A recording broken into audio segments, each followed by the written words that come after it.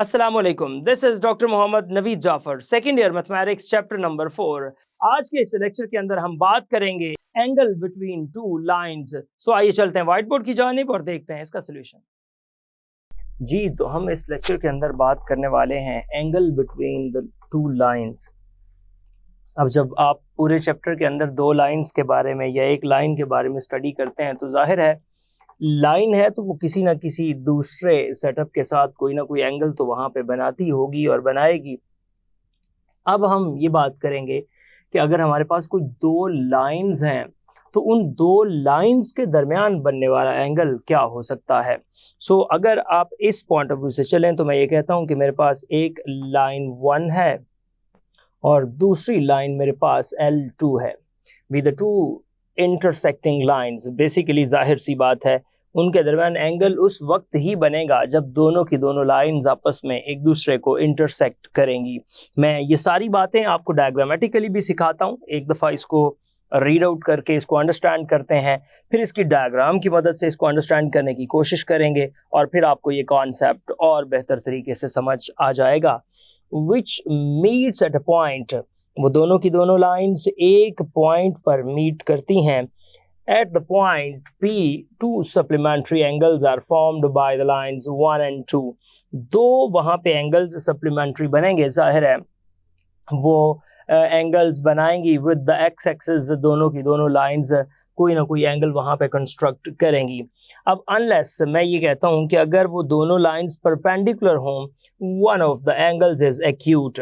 जाहिर सी बात है अगर दोनों लाइंस आपस में परपेंडिकुलर हैं तो वो ये कहता है कि one of them is with the acute angle. Acute angle आप जानते हैं एक ऐसा एंगल होता है जो लेस देन 90 डिग्री बनता है। 0 से 90 के दरमियान बनने वाले एंगल को हम एक्यूट एंगल कहते हैं। अब यहाँ पे इससे आगे बात करते हैं the angle from the line 1 to line 2। ये बात बड़ी इंपॉर्टेंट है। आमतौर पे जब आगे इसका फॉर्मूला बनाया जाएगा उस फॉर्मूले के अंदर आपको आइडिया होना चाहिए कि किस तरह से हमेशा इन एंगल्स को लिखा जाता है, इन एंगल्स को इनकी स्लोप्स को किस तरह से लिखा जाता है, तो वहाँ डायरेक्शन बड़ी मैटर करेगी। सो आपने ये देखना है कि ये लाइन 1 से लाइन 2 की जानिब एक एंगल बन रहा है, इज द एंगल थीटा। ये लाइन 1 से लाइन 2 की जानिब एक एंगल है theta, through which line 1 is rotated anti-clockwise about the point P so that that coincides with the line 2. Obviously anti-clockwise ये जो डायरेक्शन है, इस डायरेक्शन में ये एंगल आपने यहाँ से मेजर करना है और हमेशा डायरेक्शन आपको पता है एंगल के लिए हम एंटी क्लॉकवाइज ही लेते हैं। और फिर जहाँ पे स्पेशली बात हो जाए स्लोप्स की तो स्लोप तो इंक्लिनेशंस के ऊपर बेस करती है और इंक्लिनेशन तो स्ट्रेट फॉरवर्ड एक एंगल है जो 0 से 180 के दरमियान एंटी क्लॉकवाइज डायरेक्शन में मूव करता है।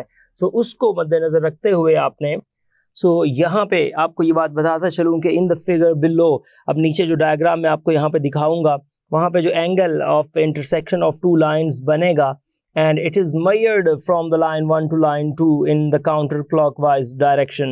अब यहाँ पे एक और वहाँ important angle है psi, is also an angle of the intersection but it is measured from line 2 to line 1. हम जो एंगल वहाँ पे फाइंड करना चाहते हैं वो बेसिकली हमारा एंगल होगा एंटी क्लॉकवाइज डायरेक्शन में चलते हुए लाइन 1 से लाइन 2 की जानिब। यहाँ पे ये डिस्कशन हो रही है कि एक एंगल और हमें ज़रूर वहाँ पे नज़र आ रहा है। मैं नीचे डायग्राम में आपको दिखाता हूँ कि जो एंगल लाइन 2 से लाइन 1 की जानिब है। With this convention for angles of the intersection it is clear that the inclination of a line, जो आपका इंक्लिनेशन बड़ा एक इंपॉर्टेंट वर्ड है। मैंने जैसे पहले आपको कहा कि इंक्लिनेशन एक ऐसा एंगल है जो 0 से 180 के दरमियान लाई करता है इन एंटी क्लॉकवाइज डायरेक्शन। सो यहाँ पे बात हो रही है इस इंक्लिनेशन की of a line is the angle measured in the counter clockwise direction from positive x-axis to the line, and it tallies with the earlier definition of the inclination of a line. Inclination of a line की definition मैं आपको already बता चुका कि एक ऐसा basically वो angle होता है जो 0 से 180 के दरमियान लाई करता है और 0 से 180 के दरमियान लाई करने पर हम ये कहते हैं कि वो एक तो पॉजिटिव डायरेक्शन में हो, एंटी क्लॉकवाइज डायरेक्शन में हो, पॉजिटिव एक्स एक्सिस से स्टार्ट हो, तो ये सारी की सारी बातें उसको मैचअप करके चलती हैं।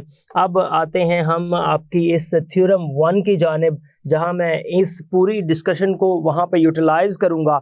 इन जो लाइंस की डिस्कशन की गई है, इन लाइंस का वो पॉइंट ऑफ इंटरसेक्शन आपको थ्रू लाइंस वहाँ पे बना के दिखाऊंगा, और फिर इस कॉन्सेप्ट को आप और ज़्यादा बेहतर तरीके से समझ सकते हैं। सो हम चलते हैं आगे, और इनका वो जो पॉइंट ऑफ इंटरसेक्शन है, वो जो आपकी स्ट्रेट लाइंस बननी है, वो बनाते हैं। सो एक्स एक्सिस वाई एक्सिस यहाँ पे मैं सपोज करता हूँ मेरे पास 0 डिग्री पे ले जाके स्केल को, एक्स एक्सिस को आप ड्रॉ करें। ये लेट्स से दैट हमने कहा कि एक्स एक्सिस है, यहाँ पे ये बना लेते हैं।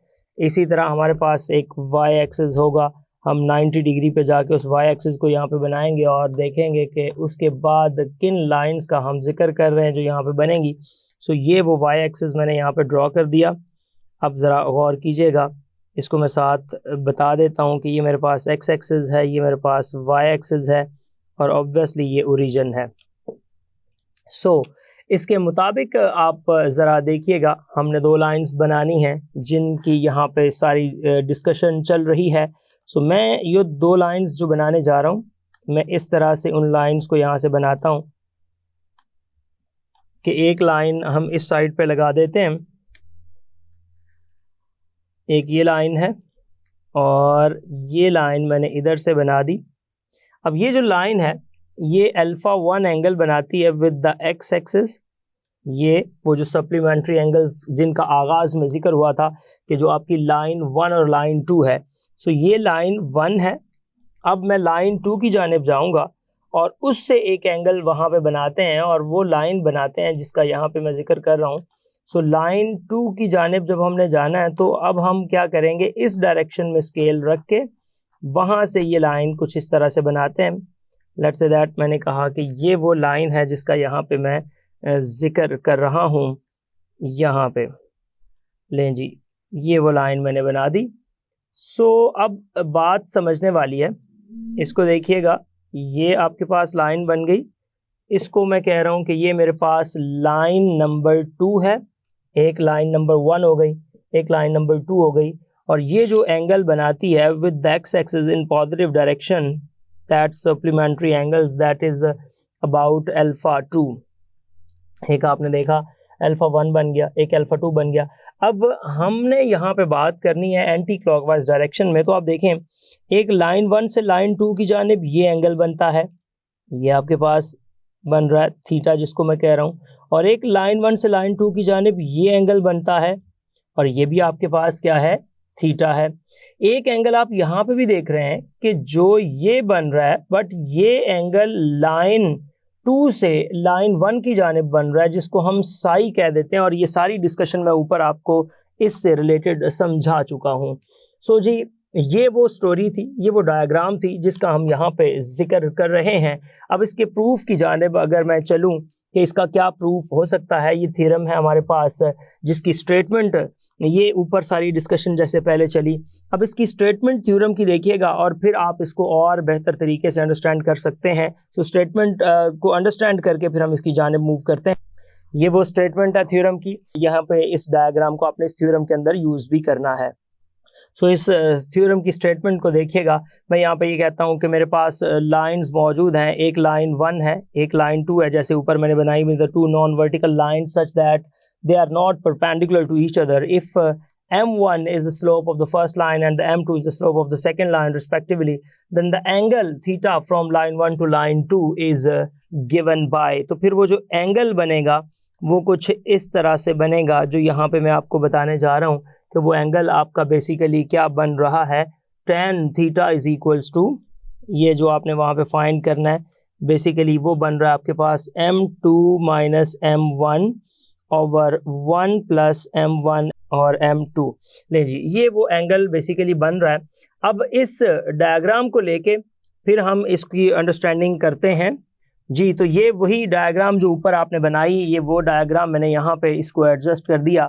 अब इस डायग्राम के मुताबिक सारी कहानी को देखना है, तो मैं अगर ये बात बताऊं कि प्रूफ के अंदर कि फ्रॉम फिग, ये जो आपके पास फिगर आ रही है, इस फिगर के मुताबिक अगर आप देखें तो ये आपके पास बेसिकली क्या बनता है, मैं लिख देता हूँ वी हैव, इस डायग्राम से मेरे पास क्या रिजल्ट आता है कि जो अल्फा 2 है, यानी कि ये वाला जो एंगल है, आप देख सकते हैं कि ये जो अल्फा 2 है दैट इज इक्वल्स टू, ये बन रहा है अल्फा 1 प्लस थीटा।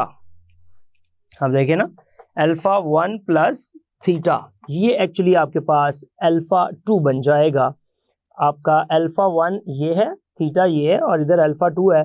तो इन तीनों एंगल्स का आप कहते हैं जो सम है वो 180 के इक्वल होता है। सो उसको इस्तेमाल करते हुए हम अल्फा 2 को अगर 180 माइनस वो करता हूँ तो 180 माइनस अल्फा 2 बन जाता है, जिससे मैं लिख सकता हूँ अल्फा 2 जो सम दे रहा है वो एक्चुअली थीटा प्लस अल्फा 1 है। इस कॉन्सेप्ट को देख के वहां से मैंने थीटा की वैल्यू को फाइंड कर लिया। बहुत आसान प्रूफ है, कोई मुश्किल नहीं है। सो मैं यहाँ से क्या करता हूँ, थीटा को मैंने फाइंड करना है।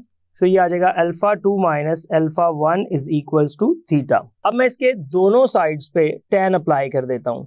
तो देखिएगा ये आ जाएगा tan theta is equals to tan alpha 2 minus alpha 1। इसको मैं लिख देता हूँ, tan का फॉर्मूला आप जानते हैं जी। तो ये आपके पास आ जाएगा exactly tan alpha 2 minus tan alpha 1 over 1 plus tan alpha 1 and tan alpha 2। Product है, आप जिस तरह मर्जी लिख सकते हैं। अब देखिए ये जो ऊपर बात भी हुई कि ये जो tan अल्फा या tan अल्फा की जो वैल्यूज हैं एक्चुअली ये स्लोप्स को रिप्रेजेंट करती हैं। सो यहाँ पे आप ये बात बताते हुए जाइएगा कि एज जो m1 है वो tan अल्फा 1 है, जो m2 है वो tan अल्फा 2 है। तो विच इम्प्लाइज दैट मेरे पास बन जाएगा tan theta is equals to m2 minus m1 over 1 plus m1 m2।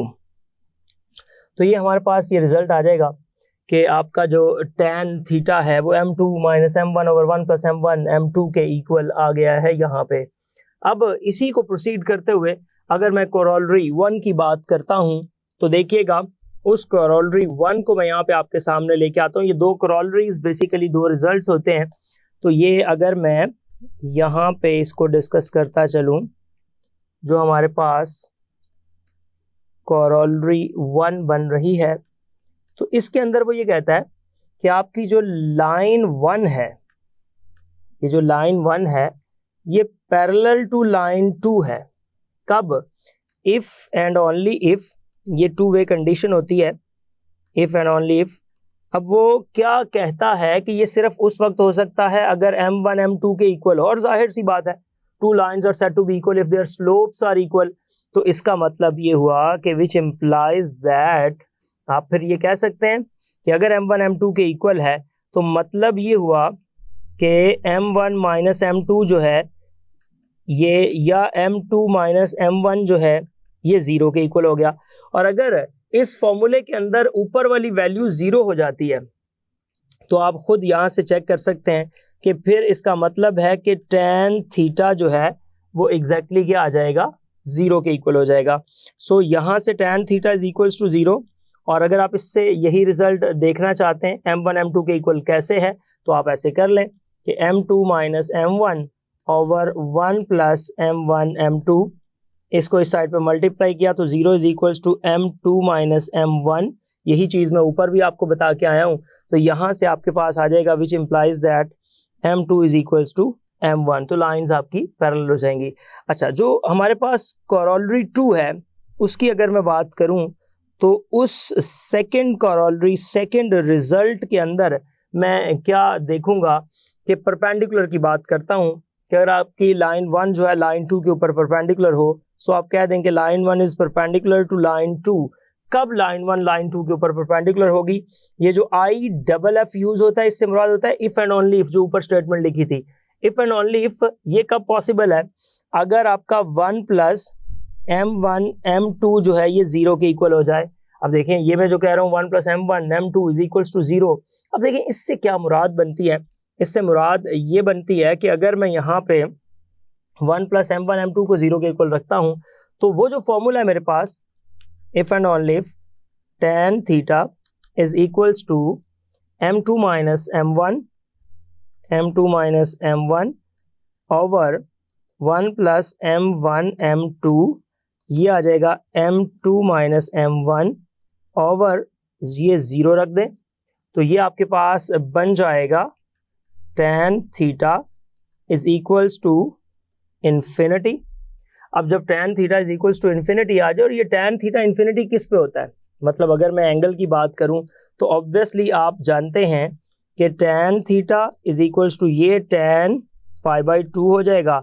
तो इसका मतलब क्या हुआ कि लाइंस जो है वो परपेंडिकुलर ऑब्वियसली हो जाएंगी, लिहाजा ये रिजल्ट था आपके सामने इसका।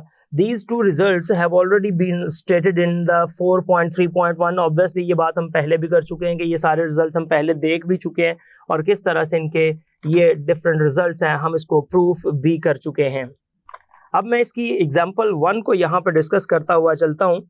ये नोट के तौर पे आपने जो देखा, these two results have already been stated in the जो आपके पास रिजल्ट है 4.3.1।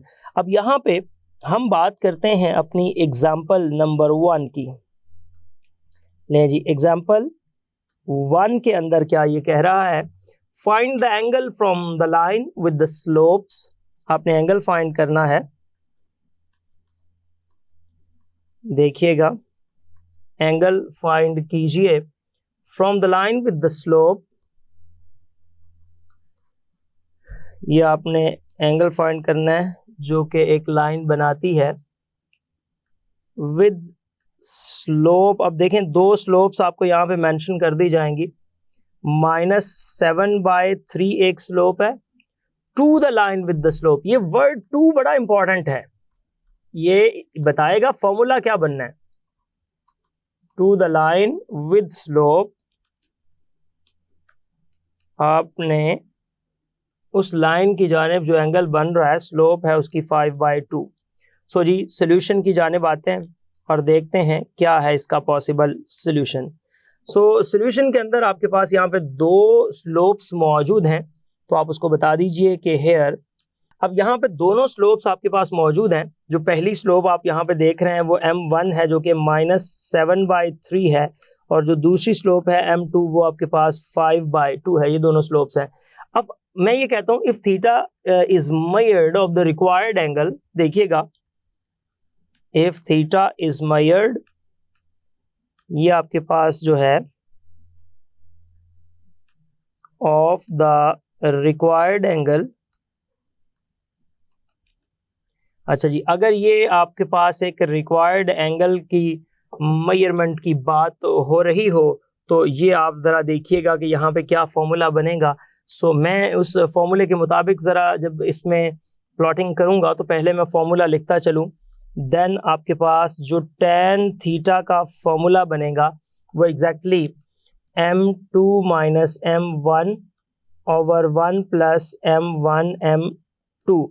इसके अंदर अब हम तमाम वैल्यूज़ को पुट कर देंगे और फिर देखेंगे रिजल्ट हमारे पास क्या आता है। सो m2 आप जानते हैं यहाँ पे 5/2 के इक्वल है, माइनस m1 जो है वो -7/3 के इक्वल है। मैं यहाँ पे इस तरह से लिख देता हूँ, डिवाइडेड बाय 1 प्लस 5/2 और साथ -7/3 ये आ जाएगा। ले जी, अब यहाँ पे ज़रा गौर कीजिएगा, आपको यहाँ पे एलसीएम लेना पड़ेगा और एलसीएम को जो है ट्रीट करते हैं। सो मेरे पास ये सिचुएशन कुछ ये आ रही है कि 3 एलसीएम 6 एलसीएम आएगा, 3 इधर मल्टीप्लाई हो जाएगा तो 3 × 5 15, माइनस माइनस प्लस इधर आ रहा है 14, और इसका जो एलसीएम बन रहा है वो मैं स्लैश लगा के एक साइड पे लिख रहा हूँ 2 × 3 डिवाइडेड बाय हमारे पास जो स्ट्रक्चर बन रहा है वो 6 एलसीएम आ रहा है 6 और -35 डिवाइडेड बाय यहाँ पे हमारे पास आ जाएगा 2 × 3। ये जो एलसीएम वाली टर्म है वो एलसीएम वाली इस टर्म से कैंसिल हो जाएगी और हमारे पास ऊपर जो सिचुएशन बच रही है वो है 29 और नीचे है -29 जो कि कैंसिल होने के बाद -1 के इक्वल आ जाएगा। अब देखिए ये -1 के इक्वल आ गया तो आप यहाँ पे फिर लिख सकते हैं कि tan theta is equals to -1 या theta is equals to tan inverse -1। चूंकि यहाँ ये बात है स्लोप्स की, स्लोप का ताल्लुक इंक्लिनेशन के साथ है, जैसा कि मैंने ऊपर सारी स्टडी के अंदर आपको बताया। तो अगर इसका ताल्लुक इंक्लिनेशन के साथ है तो फिर आप कह सकते हैं कि theta is equals to 180 degree minus tan inverse 1। वो नेगेटिव साइन को यहाँ से ख़त्म कर दिया, 180 डिग्री माइनस 45 डिग्री, जो कि आपके पास 135 डिग्री इसका एंगल बन जाएगा। जी, तो देखा आपने किस तरह से हमने दो लाइंस के दरमियान बनने वाले एंगल को स्टडी किया और उससे रिलेटेड एग्जांपल को डिस्कस किया। ये था आज का lecture. Hope so you understand the today's lecture. This is end of our lecture.